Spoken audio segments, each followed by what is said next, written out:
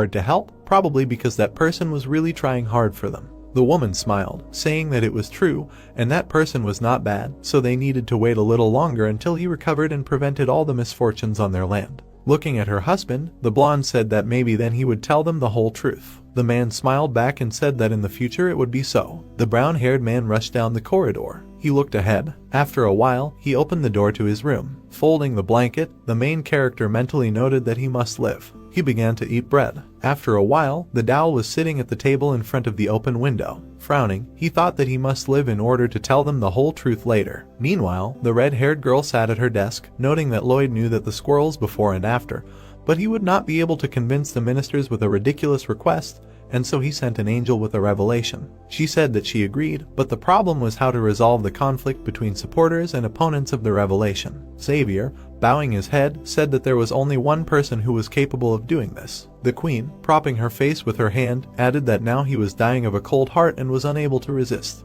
The knight looked up at her when she said that he was the only one who could stop the restoration of fate. Alicia noted that he needed to get back on his feet so that he could prevent trouble in the kingdom. The girl grinned. She smiled and said that making a talented person work was her specialty. The blonde grinned. The protagonist sat on the bed and meditated, thinking that he could not be alone and needed to give those willing to accept a helping hand. Looking at the animals in front of him, he mentally thanked them, thinking that it was all thanks to them.